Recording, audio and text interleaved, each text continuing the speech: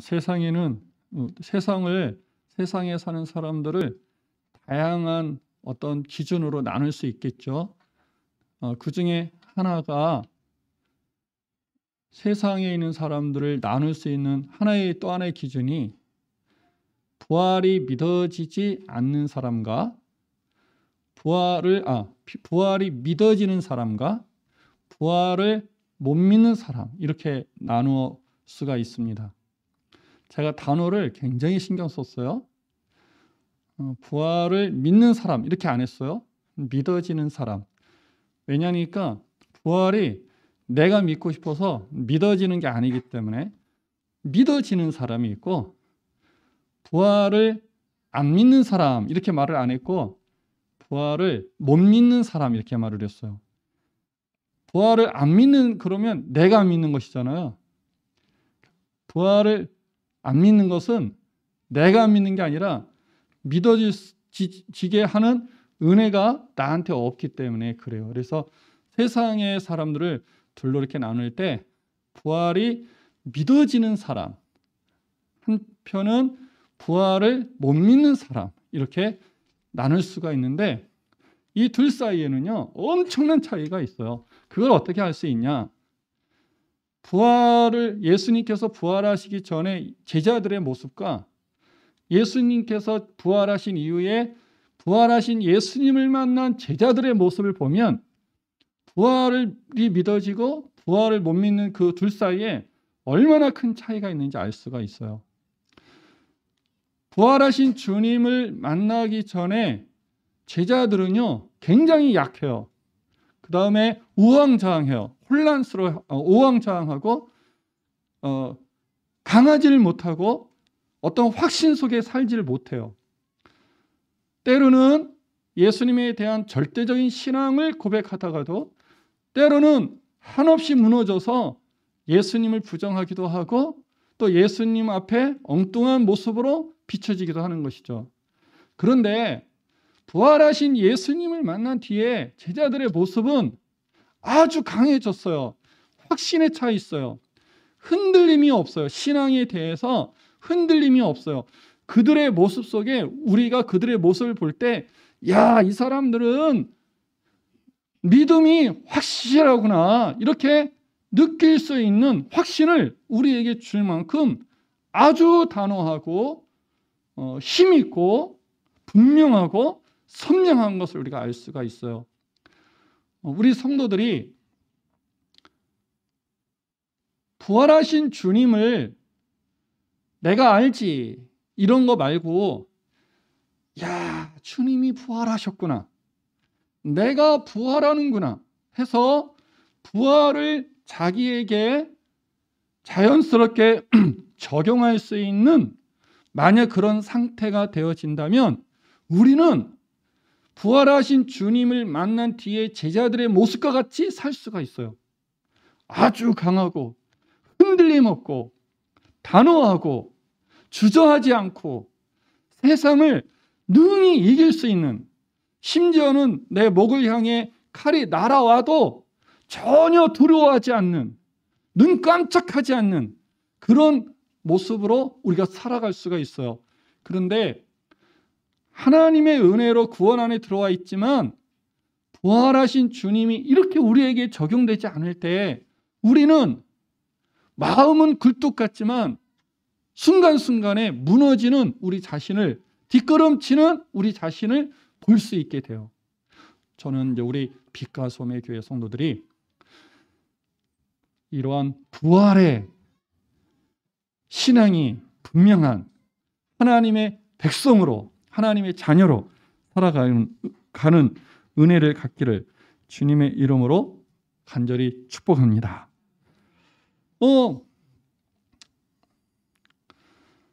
이제 부활과 관련해서 이제 우리가 또 하나 생각할 수 있는 게 뭐냐면, 예수님과 관련하여 중요한 사건들이 있죠. 성육신이 있죠. 성육신. 사람의 몸으로 이 땅에 오신 것, 그죠? 두 번째는 죽으심이잖아요. 십자가의 죽으심. 세 번째는 부활하심이에요. 이 셋 중에 어느 사건이 가장 중요할까요? 성육신 하심과 죽으심과 십자가의 죽으심과 부활하신 예수님을 두고 평가할 때 어떤 사건이 가장 중요할까요? 어떤 사람들은 하나님이신 예수님이 이 땅에 오셨다는 게 중요해요. 그렇게 말을 하죠. 어떤 사람은 십자가를 강조해요. 십자가를. 십자가 복음이 있어요. 어떤 사람은 십자가에서 죽으신 예수님의 피가 중요하다. 피복음이라는 걸 만들어요. 어떤 사람은 부활신학이라는 걸 만들어요. 부활신학, 부활복음. 부활을 몰라서 그래, 부활을. 근데 이거 전부 다 잘못됐어요. 예수님의 성육신하심과 십자가의 죽으심과 부활과 같은 사건들은 떼어서 생각하면 안 되는 거예요. 우리는 예수님 자체로, 예수님 그 자체로 우리에게 관계가 돼 있지, 예수님의 사역을 띄어가지고 어느 것이 중요하다 이렇게 하면 큰일 나요. 이러한 맥락 속에서 오늘 우리가 읽은 본문은, 그리고 사복음서는 예수님의 부활하신 사건에 대해서 아주 잘 기록해 주고 있는 거예요. 내용을 보니까 죽음은 한 70%, 부활은 한 100%, 성육신하여 오심은 한 60% 다뤘네. 가장 중요한 사건이 부활이구나. 그러면 안 돼요. 예수님께서 해주신 사역은 동일하게 중요한 거예요. 어느 하나를 빼거나 어느 하나를 없애는, 그거는 있을 수 없는 거죠. 오심 없이는 죽음이 없어요. 죽음이 없이는 부활이 있을 수 없는 거예요. 그러니까 다 동일하게 같게 중요한데, 우리가 읽은 오늘 본문은 그 중에서 부활을 다루고 있다. 오늘과 다음 주, 그 다음 주, 3주에 걸쳐서 부활에 대해서 공부할 수 있지 않을까라고 생각이 됩니다. 자, 우리는 우선 마가복음 16장 1절을 한번 보겠습니다. 마가복음 16장 1절 같이 읽겠습니다. 안식일이 지남에 막달라 마리아와 야고보의 어머니 마리아와 또 살로메가 가서 예수께 바르기 위하여 향품을 사다 두었다가, 우리가 읽은 마가복음 16장 1절은 예수님께서 무덤에 묻히신 뒤에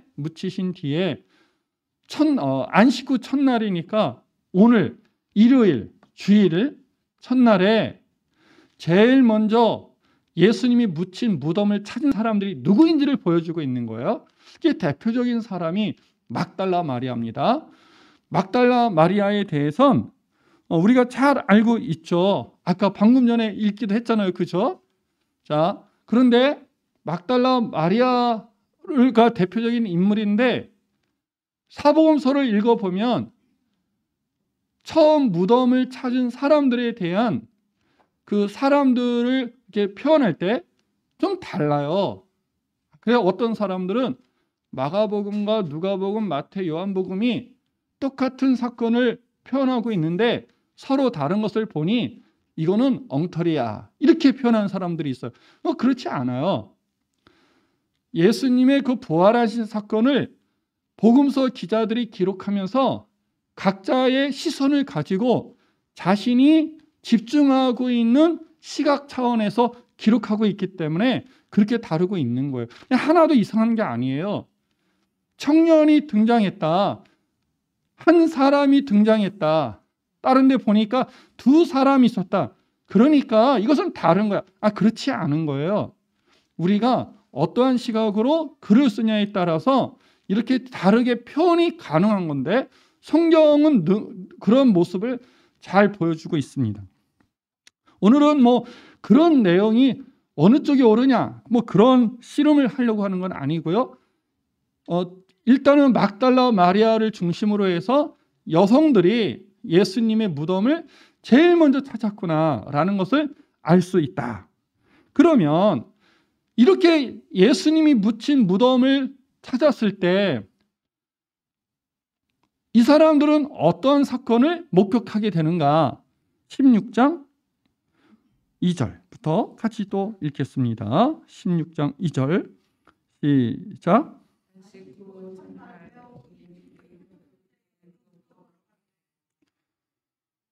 자, 3절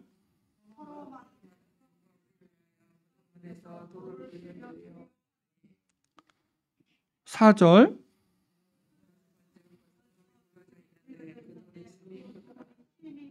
갔더니요 문이 열려 있었던 거예요. 무덤에 무슨 문이 열리는가?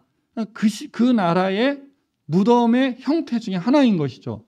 큰 굴 속에다가 간을 넣고 바위로 이렇게 굴 입구를 막아서 무덤을 만드는 형태를 지금 보여주고 있는데 여인들이 갔을 때 문이 열려 있었던 거예요. 가면서 이제 걱정도 했죠. 우리가 힘도 없는데 큰 바위를 이렇게 밀어서 문을 열어야 되는데 누가 할까? 뭐 이런 생각도 하고 갔는데 막상 가보니까 어떻게 되었더라? 문이 열려 있었어요. 문이 열려 있었어요. 자, 계속 읽겠습니다. 5절.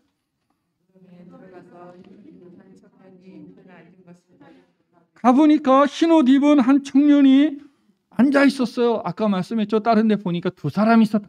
전혀 중요한 거 아니에요. 자, 6절입니다.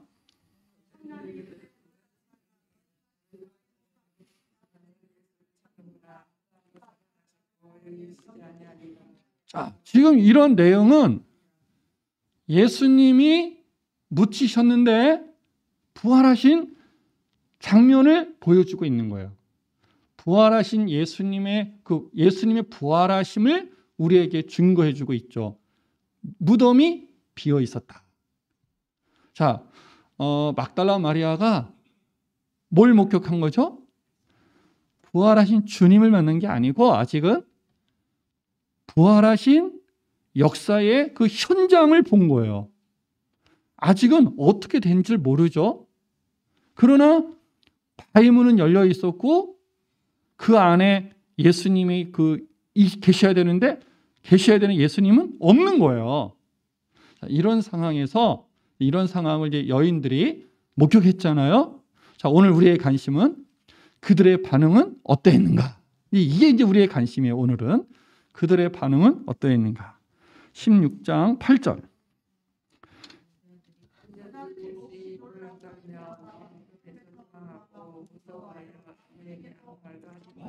떨었다는 거예요. 무서워서 떨었다는 거예요. 이게 어떻게 된 것이지? 하고 그럴만하죠. 그죠? 자, 11절.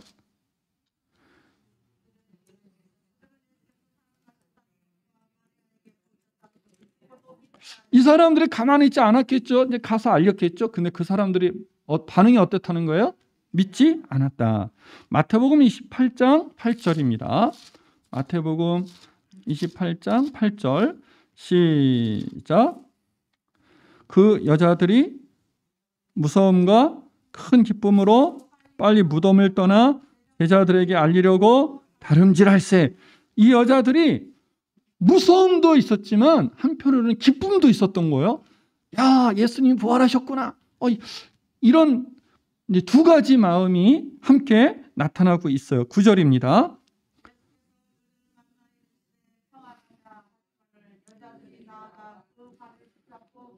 그 상황에서 부활하신 예수님도 만나게 되는데 그들에게 평안하냐? 이렇게 물으니까 그 발을 붙잡고 경배도 했다. 이런 표현들이 있어요. 누가복음 24장 11절입니다. 누가복음 24장 11절 시작. 사도들은 그들의 말이 허탄한 듯이 들려 믿지 않았다. 믿지 않았다. 사도들도 들었는데요. 허탄한 소리로 들었다는 거예요. 그래서 믿지 않았다. 요한복음 20장 14절 15절입니다. 14절 15절 시작. 이것은 자 다시 합시다. 이 말을 하고 15절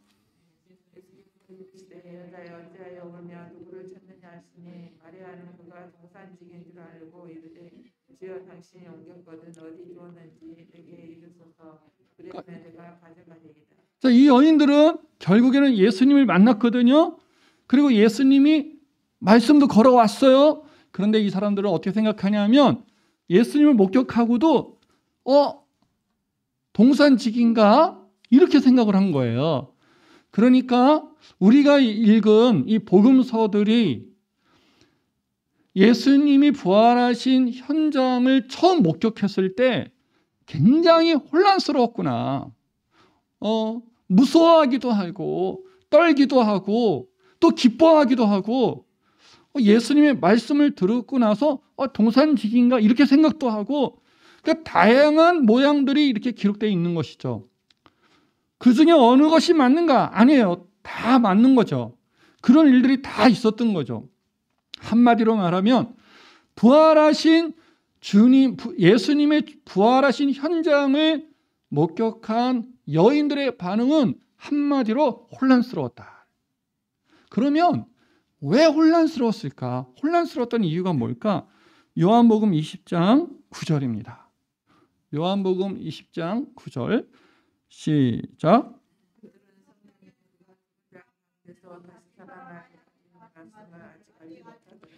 그들은 성경에 그가 죽은 자 가운데서 다시 살아나야 하리라 하신 말씀을 아직 몰랐다. 그러니까 사실은 예수님께서 제자들에게 내가 다시 살아난다라고 하는 말씀을 예언을 몇 차례에 걸쳐서 반복적으로 말씀해 주셨거든요. 근데 결국에 성경은 뭐라고 말하고 있냐면 그러함에도 불구하고 사람들이 부활에 대하여 몰랐다. 그러니까 부활에 대한 개념이 없는 거예요. 부활에 대한 개념이 없어요. 부활에 대한 개념.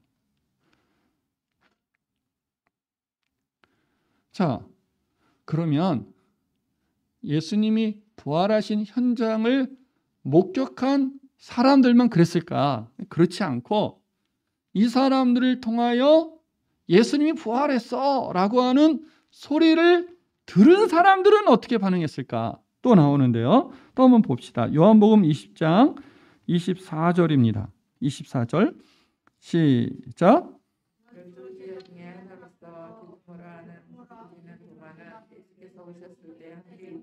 자, 예수님이 오신 것을 부활하신 것을 목격한 제자들이 그리고 나서 다른 제자들에게 말을 했는데 그 중에 도마라는 사람이 하나 있었다는 거죠. 자, 그 사람은 뭐라고 했나? 25절.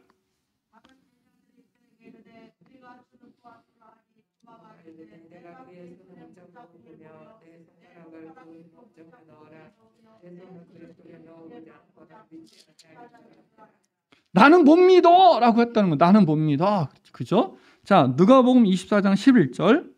아까 우리가 읽었는데 사도들은 그들의 말이 허탄한 듯이 들려 믿지 않았다. 믿지 못했다. 이렇게 되고 있죠. 자, 마태복음 28장 17절. 마태복음 28장 17절에서는 또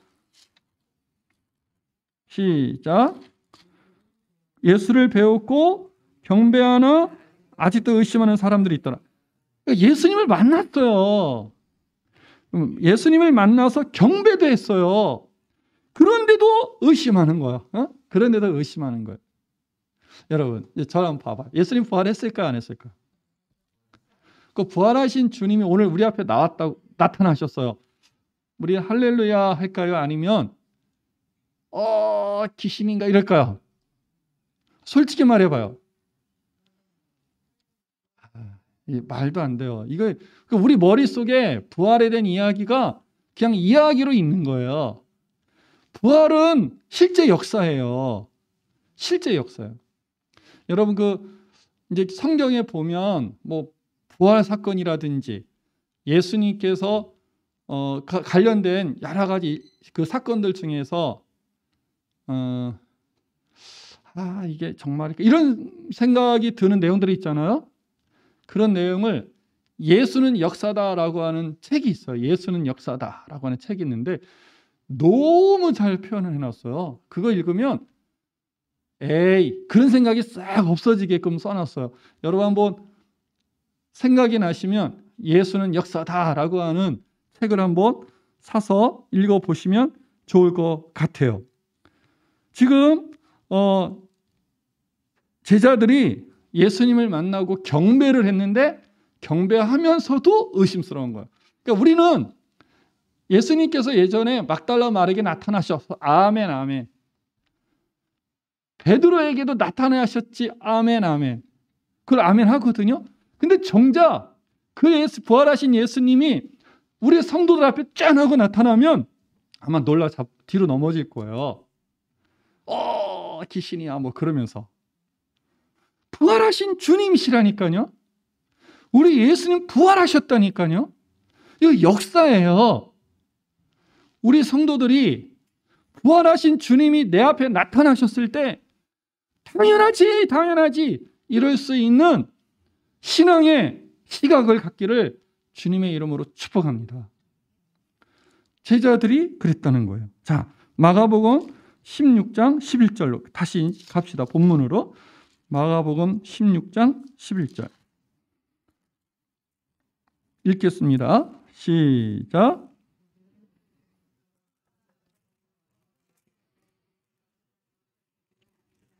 자, 믿지 않았다 그랬잖아요. 그죠?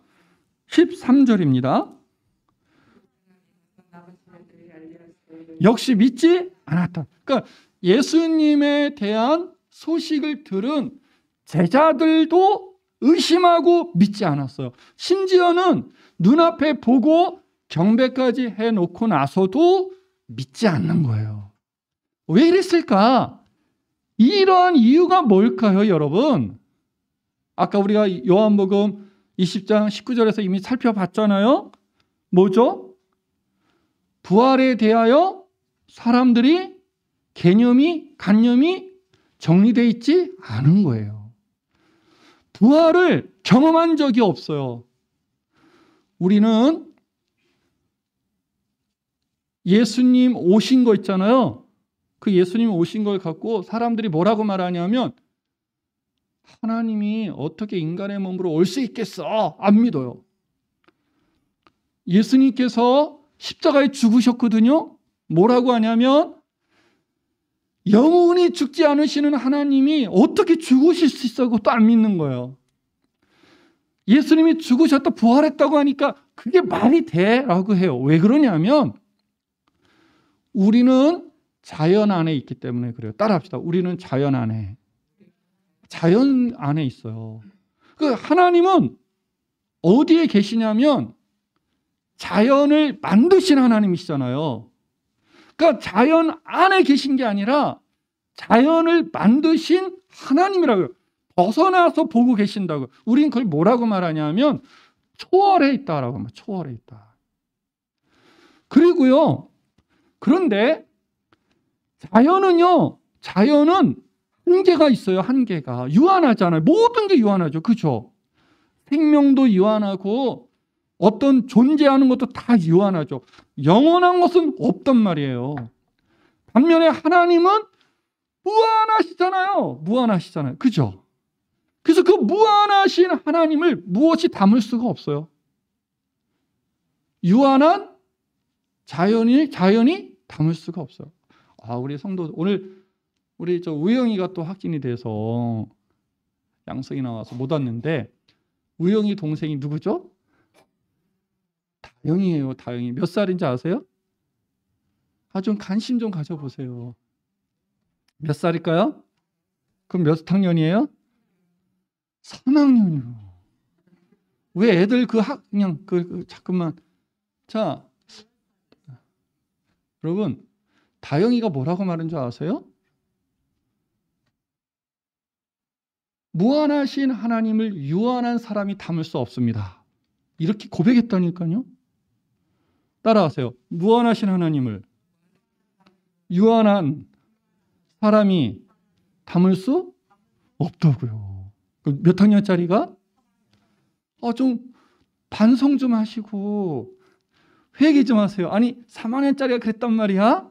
정말이라니까요. 지금 여기 지금 보고 있을 거 아니에요. 여러분, 하나님은 무한하세요. 자, 여러분 이제 하나 또 질문해 봅시다. 관련해서 우리 나중에 천국 이제 극지 상태가 되면 우리 이제 하나님과 함께 거하겠죠. 하나님 보겠죠. 우리 하나님에 대한 지식을 완벽하게 가질 수 있을까요? 없을까요? 큰 소리로 하세요. 가질 수 없어요. 왜 없죠?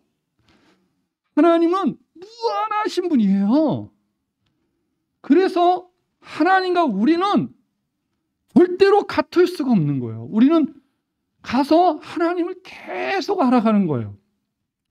알아가면서 늘 우리는 뭐냐? 배울 게 너무 많아. 그러는 게 아니고, 이야 하면서 감탄하면서 우리는 사는 거예요. 하나님이 일하신 하나님이구나. 또 감탄하고, 그 다음에도 또 감탄하고. 왜? 하나님은 무한하시니까요. 하나님이 그러하신 하나님이신데 유한한 우리가 하나님을 이해할 수가 없는 거예요. 그런데 초월하신 하나님이 초월한 상태로 계시고 우리와 분리되어 있다면 우리는 어떠한 하나님의 어떤 그런 구원의 은혜를 가질 수가 없죠. 알 수도 없죠. 그러니까 하나님이 우리가 있는 자연 속으로 친히 오신 거예요. 친히 오셨더니 그게 가능해 하고 안 믿고 오셔서 죽어주시니 하나님이 어떻게 죽어 하고 또 안 믿고 죽었다가 부활해서 우리에게도 부활을 주시니 그게 가능해라고 또 안 믿는 거예요. 우리가 우리의 형편을 몰라서 그러는 것이죠. 그런데도 그래서 우리가 읽는 성경 안에는 사람들의 반응에 대해서 이렇게도 표현하고 있어요.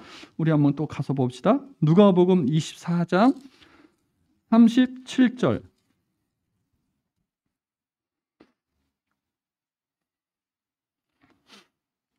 24장 37절 시작.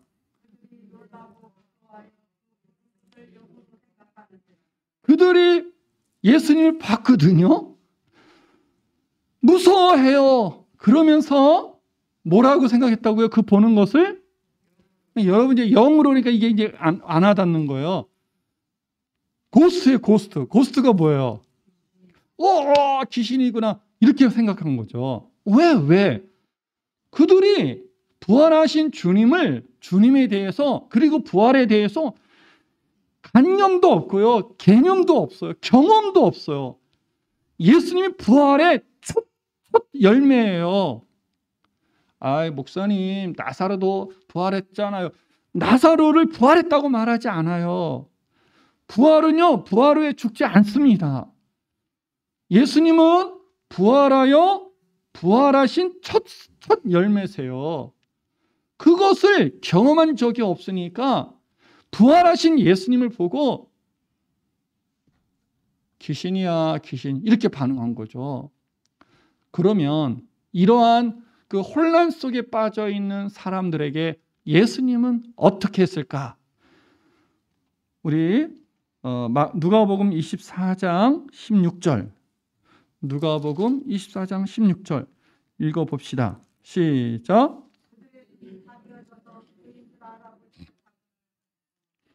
누가복음 24장 16절 말고 이제 마가복음 16장 14절입니다. 마가복음 14장 16절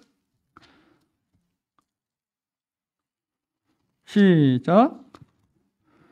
그 후에 11 제자가 음식 먹을 때에 예수께서 그들에게 나타나사 그들의 믿음 없는 것과 마음이 완악한 것을 꾸짖으시니 이는 자기가 살아난 것을 본 자들의 말을 믿지 아니함일러라.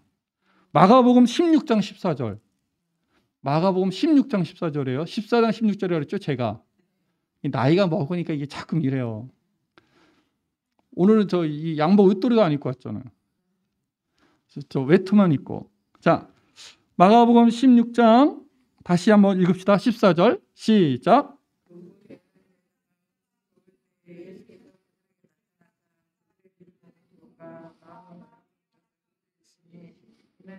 가득한 것을 군대들이 말하지 아니하리라. 예수님 뭐 하셨다는 거예요? 그들에게 꾸짖으셨다. 야, 어떻게 이걸 못 믿니? 하고 꾸짖으셨다는 거예요. 그러면 예수님께서 제자들이 혼란스러워하는 것을 단순하게 너네는 혼란스러워하면 안 되는데 말이야. 왜 혼란스러워하는 거야? 하고 꾸짖으신 건가? 우리 이제 다른 곳에서 볼 수 있는데 누가복음 이제 24장으로 이제 가십시다. 누가복음 24장 44절.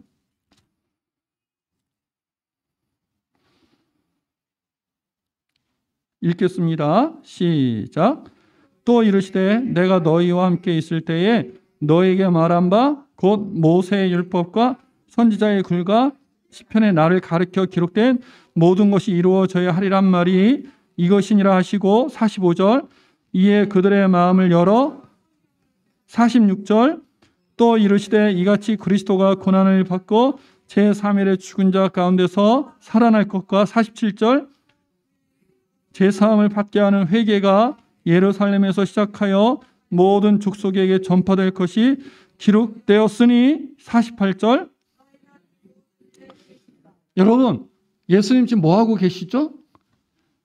꾸짖으시는 게 너희가 알고 있어야 되는데 왜 모르고 있어 이놈들아 하고 꾸짖는 게 아니고요. 그들이 믿음이 있으면 좋겠는데 있어야 되는데 그러하지 못하고 의심하니까 그것에 대하여 그거 옳지 않아. 그거 왜 그걸 못 믿니 하면서 한편에서는 그들이 부활하심에 대해서 부활에 대해서 받아들이고 알 수 있도록 교육하고 있는 것이죠. 그러니까 예수님의 부활이 누구나 다 쉽게 오케이 알았어요. 알겠어요. 내가 이해합니다. 이럴 수 있는 개념의 사건이 아닌 거예요. 이 땅에 사는 사람들은 도저히 믿을 수 없는 사건이에요. 세상 사람들은요, 부활을 안 믿어요. 못 믿어요. 그들은 못 믿는데 우리는 어떻게 믿는가? 우리는 다 이해가 되는 거예요. 아니에요.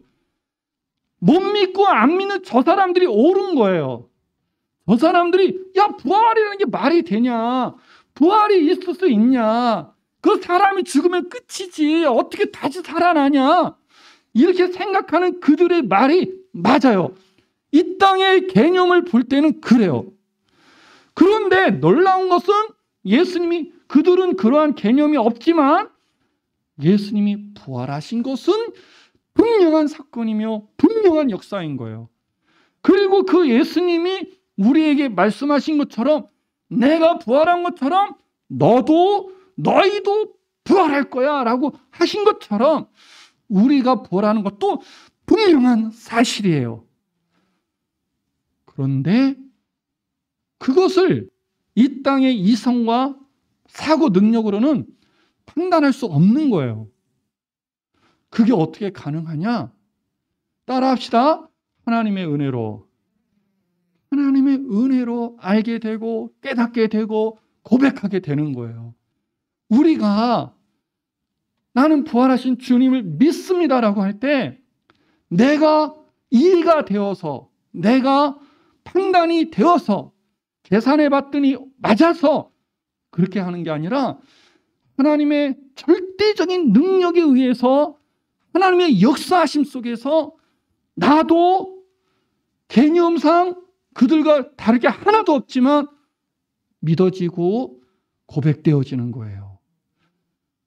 우리 성도들이 그래서 부활하신 주님을 믿습니다라고 말하는 거예요.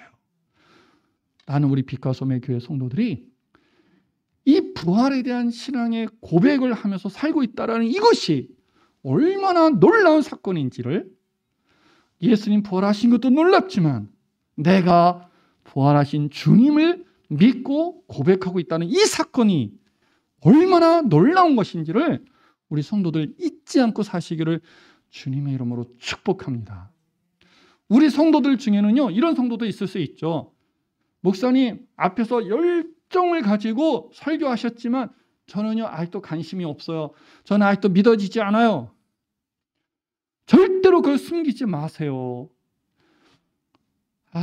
목사님이 저렇게 열정적으로 설교를 했는데 그 앞에다 대고 인사하면서 목사님 나는요 아직도 안 믿어져요. 이건 예의상 아니지. 그러면 안 돼요.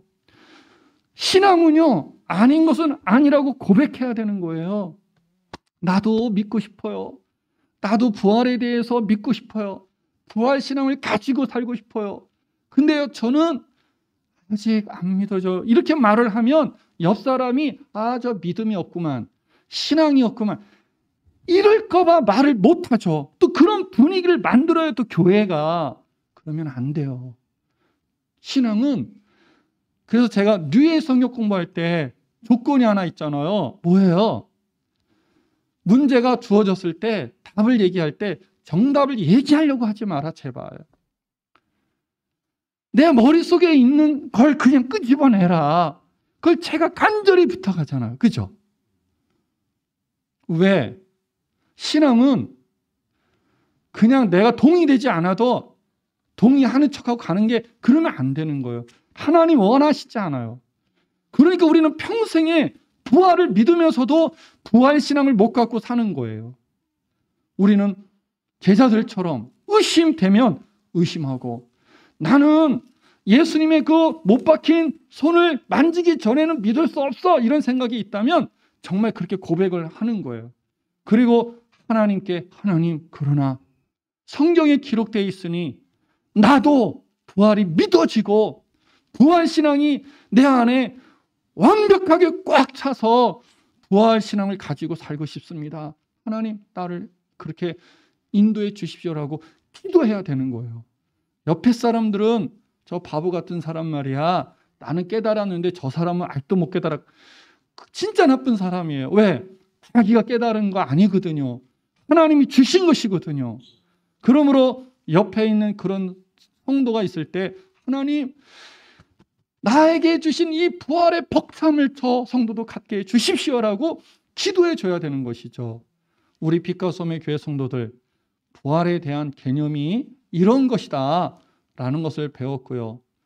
부활에 대해서 우리는 어떤 반응을 해야 되는지도 살펴봤는데, 부디 우리 빛과 소금의 교회 성도는 단 한 분도 빠짐없이 부활에 대한 하나님의 은혜로 개념이 잘 정리될 뿐만 아니라 부활의 신앙을 가지고 이 세상에서 능히 승리하며 이기며 살아가는 하나님의 백성들이 되시기를 주의 이름으로 축복합니다.